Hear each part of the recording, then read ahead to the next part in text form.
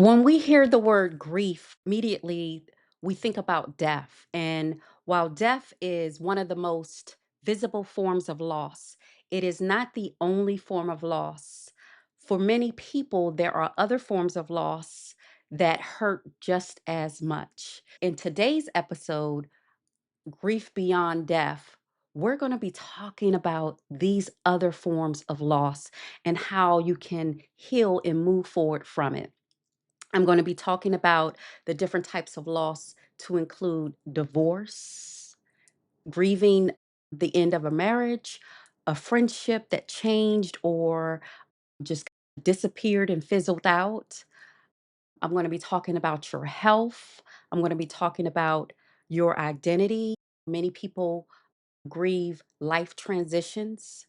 These are loss that not many people talk about, but they need to be acknowledged. So if you or someone you know grieving something other than death of another person and it still hurts just as deeply, this episode is for you. He placed this voice within me, and I'm answering his call. I choose light when life feels broken. I choose faith when hope feels small. This is my destiny to speak healing, hope, and love. Yeah, I've answered his call. Welcome back to another episode of The Bad, the Ugly, the Good, and Healing You. I am your host, Dr. Jenita Griffin, also known as Doc G.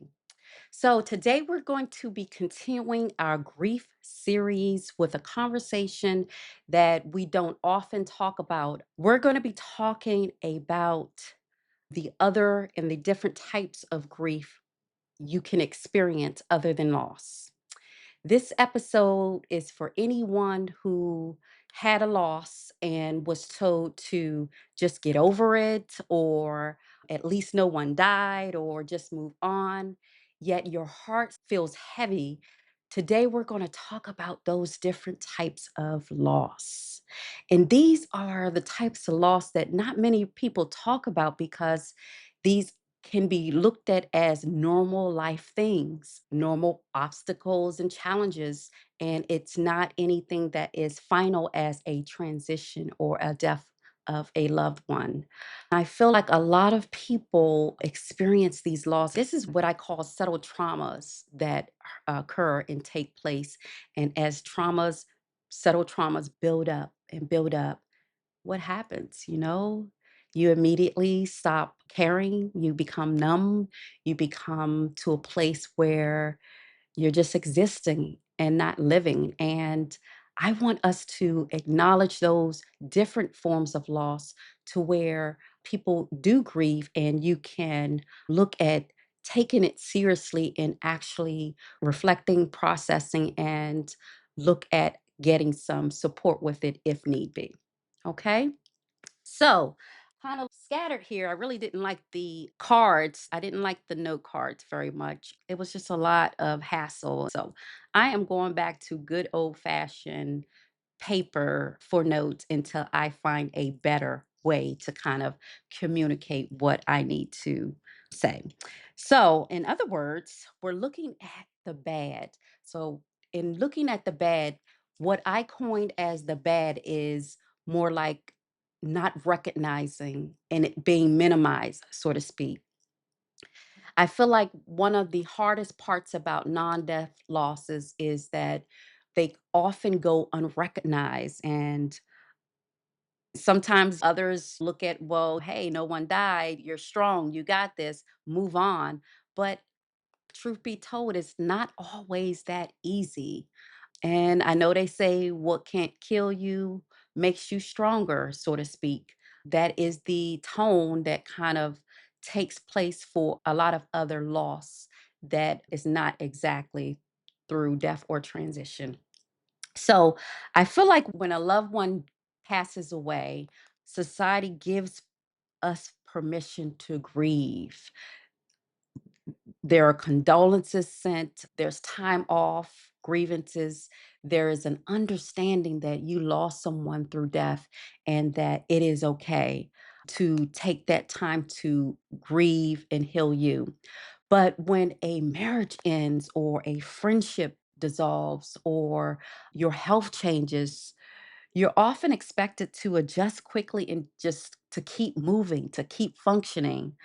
This can be hard for a lot of people because for many people, it's a process too, just as if a process with transitioning. No, it's not as impacted with a loss through a transition, but it still hurts just as deeply as a loss through transition. So I first want to talk about divorce and relationship loss because oftentimes it isn't just the physical partner that the person who is grieving the end of the divorce or the end of the friendship has. It isn't just with the partner.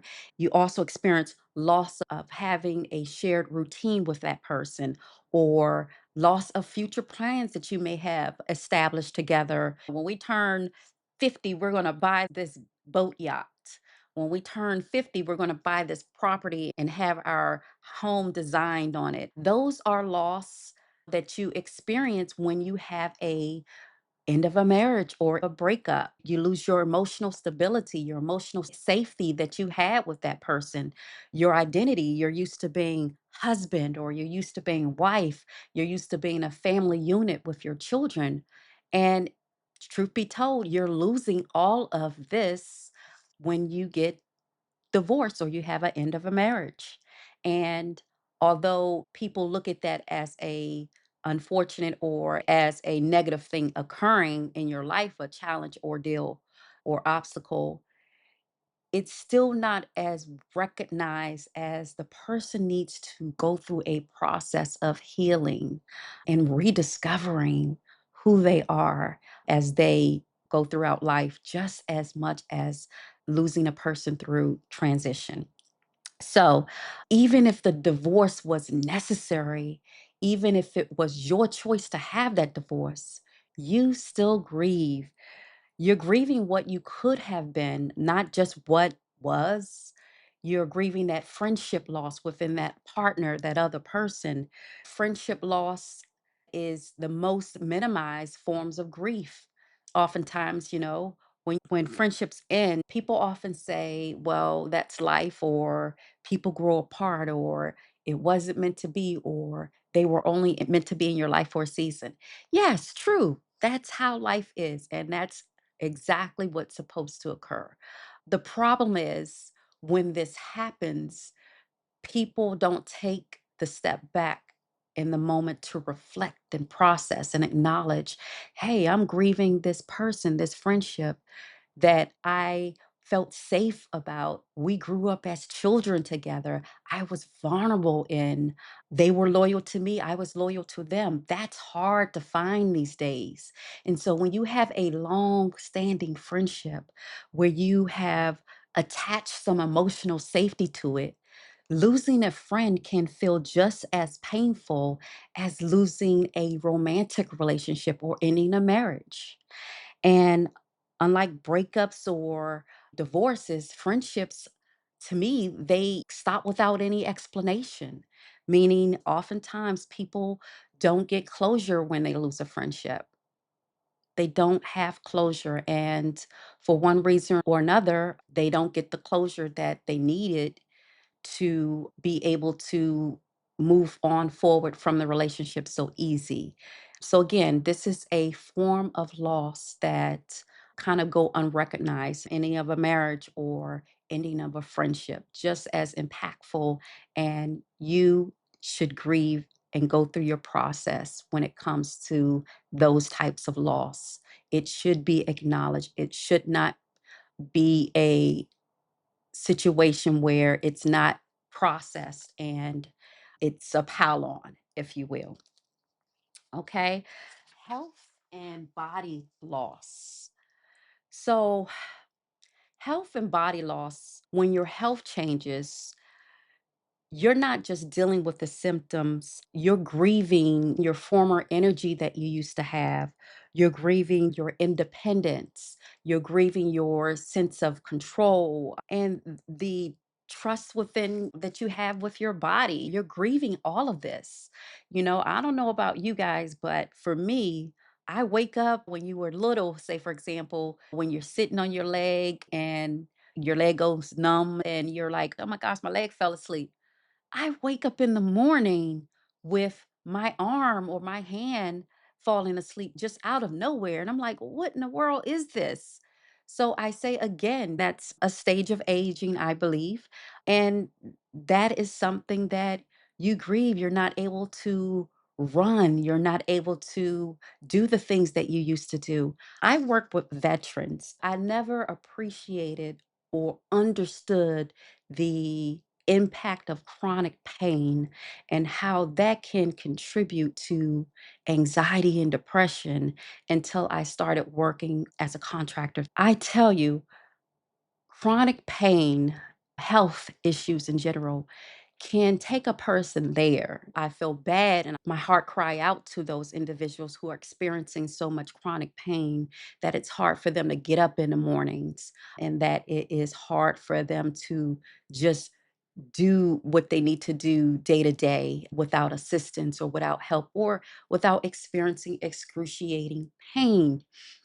And I never understood that until I started working with a lot of the veterans. And I say that to say chronic pain, your health, what was, is definitely a loss that you would grieve when you can no longer function at a level that you used to. That's a loss. That is a loss. And if you are someone who is experiencing chronic pain, you are not alone. And you should not be ashamed of that. I'm bringing this to your awareness now. Chronic pain can put you in a mood to where it could look like depression or it could look like anxiety. It can be debilitating. And I say that to say, get some support, get some help with it because you are not alone in that. It is acknowledged. And I'm telling you, you're not alone, nothing to be ashamed of, but chronic pain can take you there. Okay. Looking at more of your body. When you're grieving with your health and your health changes, it's not something that happens and it's something that's come and gone. When you wake up in the morning and you're experiencing chronic pain or you're experiencing some type of health ailment, health condition, your body reminds you repeatedly that things are different for you now. And it's because of that it is a loss, and you have to look at how you can go about dealing and coping to where you can be the best version of yourself in this lifetime while you are experiencing chronic pain and how to manage it. I, for one, believe that we have the capability of healing ourselves. You'd be surprised what meditation can do for you. I am an advocate for meditation. You'd be surprised, not just speaking emotionally with helping you, but it also can help you restore and rebuild your physical. So think about meditating to help you manage. Your mind is a creative and your mind is a complex thing. Think about allowing yourself to learn to meditate to where you can manage the chronic pain if you're someone who experiencing that. Tune in for a quick commercial break. If you've been feeling overwhelmed, discouraged, or emotionally drained, this is for you. This is my I Coach Me wall calendar where it's just more than words on a wall. It's monthly motivation for you. I've been creating these since 2019. Each new month is a fresh opportunity for you to reset, refocus, and keep healing forward. Order your calendar at www.icoachme.net today. Okay, identity and life transitions. So sometimes grief comes from who you used to be, as I said, with health and experiencing who you were when you were experiencing youthful, physical. abilities. You're no longer that with health, but with a life identity transition, you are experiencing the same thing. Sometimes grief comes from who you used to be, thinking about the good old days, reminiscing, regrets, even. And again, like I said, I can do a whole episode on regrets. Regrets will eat you alive if you are someone who constantly live in the past and living in those choices that you made to date. It can eat you alive and feeling that you have failed or you did something differently, or if I had done this, then my life would be different. That will eat at your soul. So, if you're someone who is finding yourself ruminating and constantly thinking about the past and regrets, seek some support as well. But again, if that's something that you're interested in, I can also do an episode of that. Please shoot me a message in my inbox. But getting back to identity and life transitions, thinking about what you used to be or the life you imagine that you would have, the career changes, even when you have issues with infertility, that is an identity life transition. That is something that you grieve to not be able to reproduce, to not be fertile, and to carry children, have children. And in a man's case, be able to impregnate someone. That is a loss. And these are things that a lot of people don't really talk about or recognize.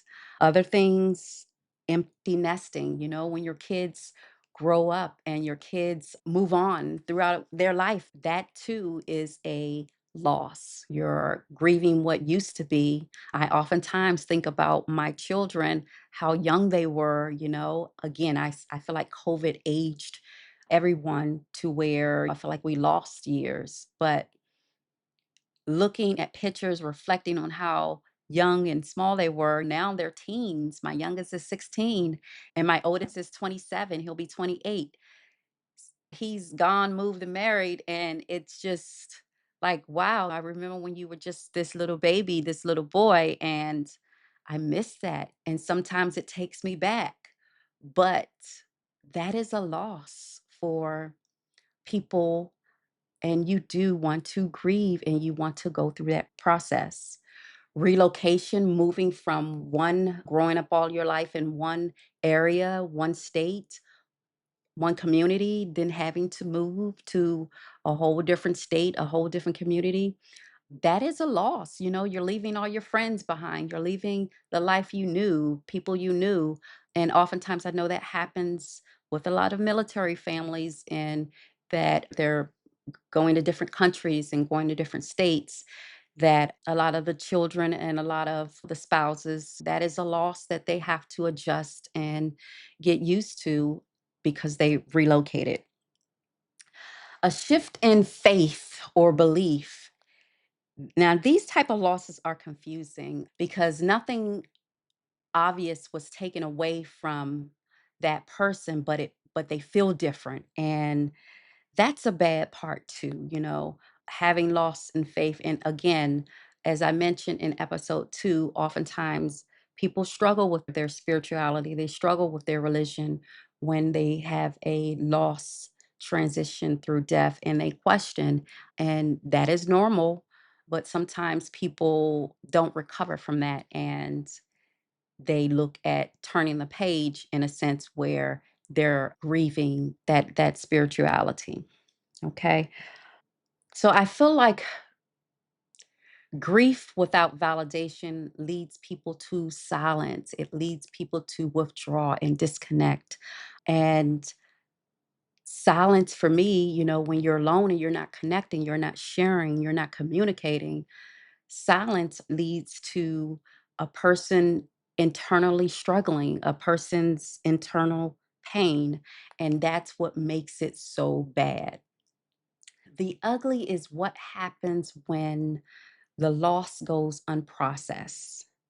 I know I talked about often in part 1 and part 2 in terms of healing, in terms of the good and the bad and the ugly with grief through mainly transition, if you do not stop and acknowledge that you experience a loss with these other types of losses that I've discussed, that can be the ugly part of it because, again, talked about how oftentimes many of us have traumas on top of traumas and subtle traumas, not traumas that are necessarily noticeable, such as an assault or something that is life changing, fear with endangering yourself. But I call subtle traumas such as things that happen that kind of cause us to think and feel a certain way about ourselves, and it sticks with us. For example, you're a young person in a classroom and someone talks about, I don't know, your hair. Young ladies talk about your hair and you're in elementary school. That kind of stuff sticks with you even though you grow and you may correct it where you're getting your hair done and you move on from that.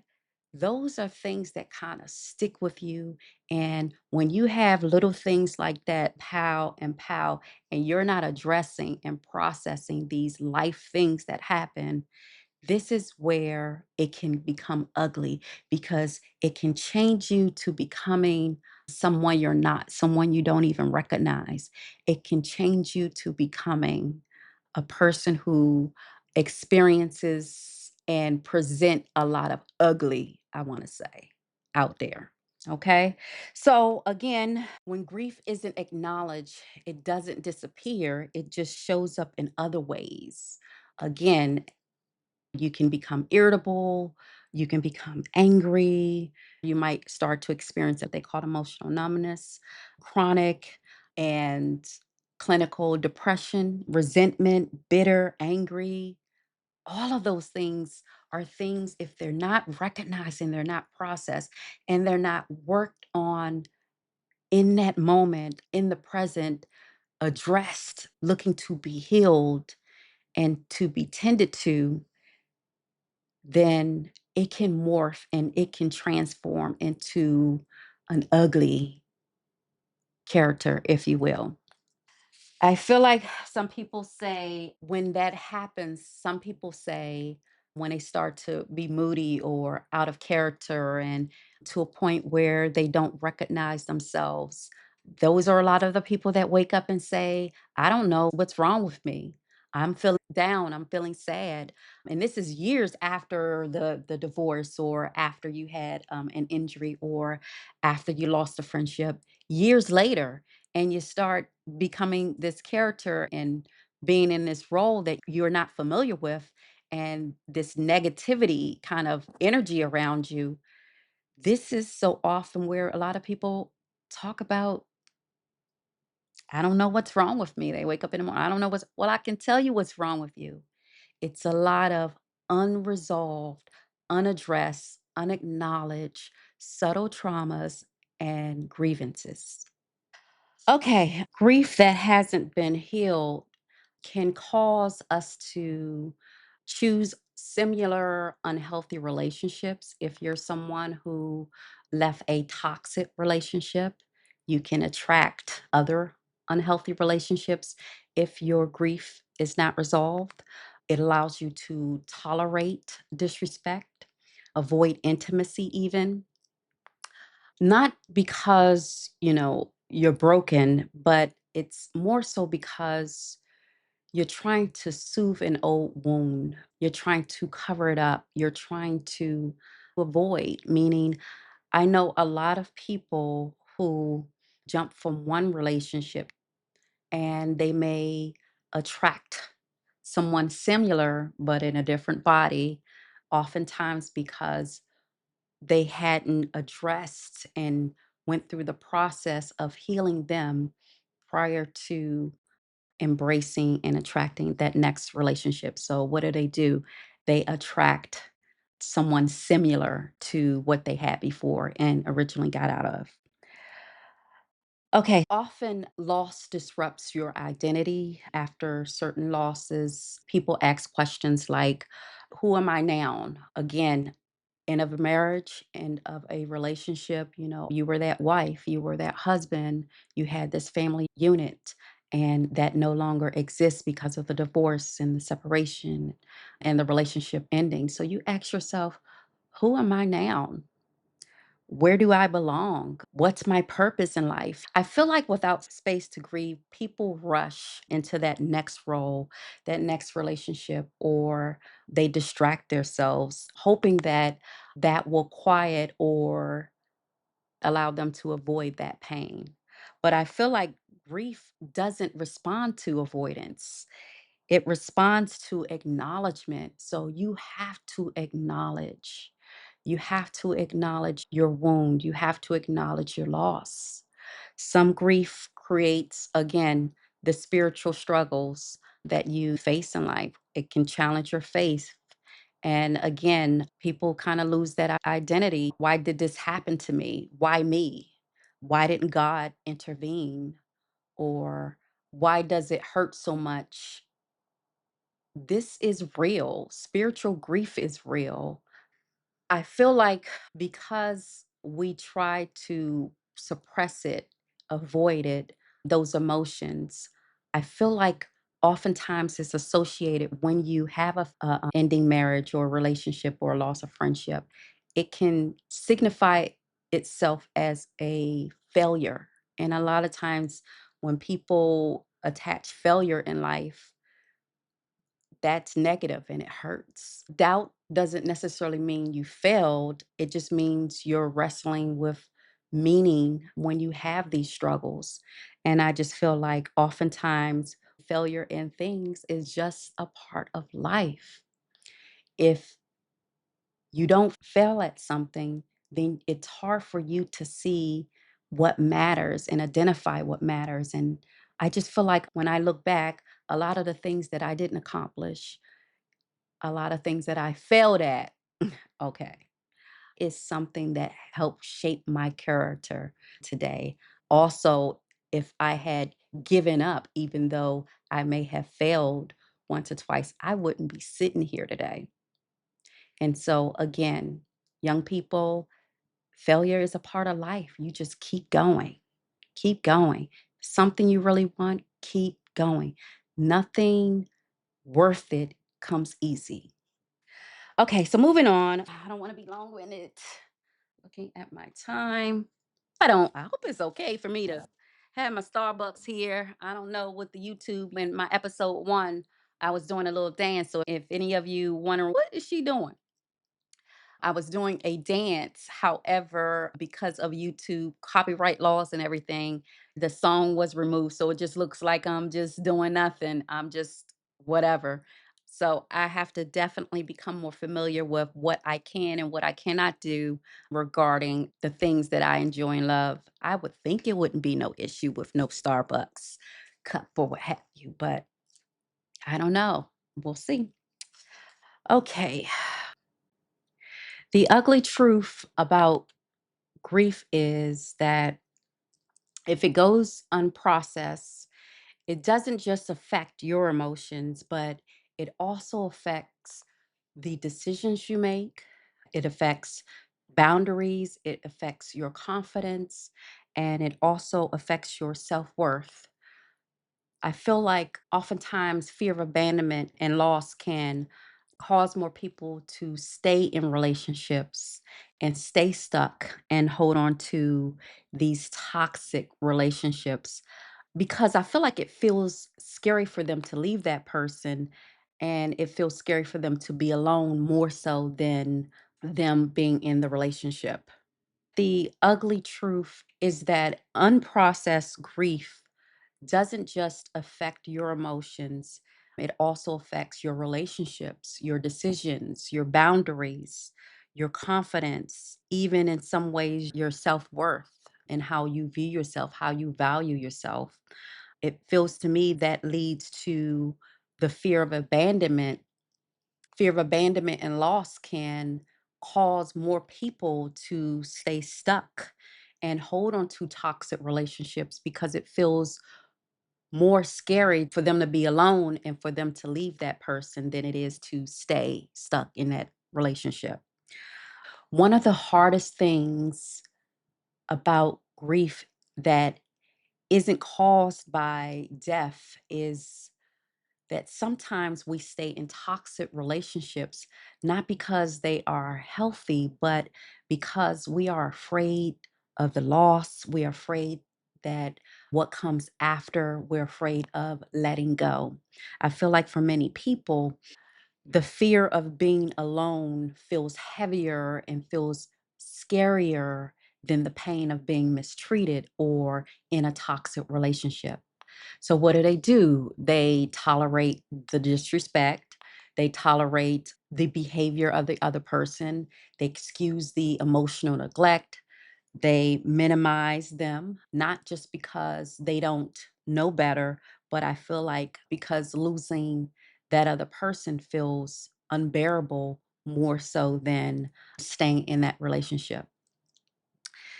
And what happens when that happens? Fear begins to whisper things. We begin to have these thoughts, these negative thoughts. At least I have someone. What if this is the best I'll ever get? I've already invested so much time and so many years. I don't want to start over. These are the things that kind of come in our head when we know that we should be out of it, but we try to convince ourselves and rationalize why we need to stay in it. And the devil is a liar, but I'm going to move on. I say that to say staying in a toxic relationship doesn't prevent loss because to me, it just delays it. And it's the inevitable in that if it's a toxic relationship, it's bound to eventually come to an end, right? Either you're going to get fed up or that other person is going to get fed up. So if you're in a toxic relationship, it's bound to come to an end. And when you stay in it and you know that you should not be in it and you don't act and you stay, that just delays it and it adds more emotional turmoil, more damage, and it also lowers the person's emotional maturity. So I say that the longer you stay in a toxic relationship and you know you should be out of it, and I'm not speaking of someone who doesn't know better. I feel like once you know better, that's when it's your mission, your point, your duty to do better. And I know oftentimes we learn from the relationships we see around us growing up when you're in a unhealthy relationship. When that relationship consistently makes you feel down or make you feel bad about yourself or something is wrong with you, then that is something that you're in that is not healthy. So I say when you have knowledge and awareness that, hey, I know I shouldn't be in this, and you hear those whispering doubts that we tell ourselves, when you hear that and you know that, then that's your moment to just stop, take a deep breath, reflect, and make a plan and a provision to get out of it. Because what happens over time, we lose our self esteem, your boundaries weaken, your nervous system becomes adapted to how you're treated, and you're always constantly on high alert. And you begin grieving yourself and turning things inward to where, again, it starts to look like depression. You turn it inward and it takes a life of its own, I would say. And so I say that to say if you have that moment of awareness and you are someone who is in a toxic relationship, don't delay, move forward, get out, work on healing you. Work on healing you, work on putting a plan together so that you can move forward, so that you can thrive and flourish and become the best version of yourself. And I don't want you to be afraid of losing, because most often when people are in relationships that they feel stuck in and they rather stay versus go and they're mistreated and there's abuse. They're often afraid about losing their routine or even financial stability, you losing the support that they have with you and that partner having those friendships. they're often afraid of losing those things, and that's something that keeps them there. But I want you to always remember that God always wants the best for you. And if this is something that is what you know is not the best, then this is not God sent and this is not for you. Instead, I want you to choose your peace. Choose your peace over just being familiar and having that routine. Because I feel like healing begins when you understand the truth of letting go of what harms you is not failure, but it's a form of self preservation, if you will. Now, I want you to understand that moving forward doesn't mean you stop loving the person. And sometimes the grief that follows leaving a toxic relationship is actually just the beginning of a healing process for you. It's the beginning of the first time you honest, genuine, and thoughtful of you. So I say that to say, ask yourself the questions of, am I holding on because this is healthy? Or am I holding on because I'm afraid of what comes next? Or what part of me is grieving at the thought of letting go? What would peace look like if fear wasn't making the decision for me? You don't have to rush your answer. You know what you should be doing. You don't have to rush it because I feel like you already know.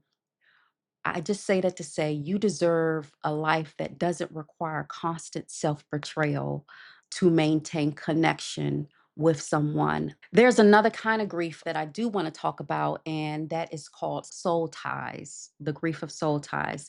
But I might have to have a series 4 with this part of the episode where I'm going to go into soul ties, I'm going to go into trauma bonds, and I'm going to go into the good in healing these different types of loss so that you can be the best version of yourself.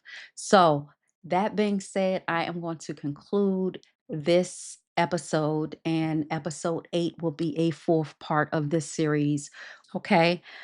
That said, be sure to like, share, and subscribe. If you know of anyone who is grieving, please share and please just look at how you can become the best version of yourself. I am Dr. Jenita Griffin, and I will have a fourth part of this series. Okay? Love you, be good to you, and expect great things for you. Thank you. Until next time. He placed this voice within me, and I'm answering his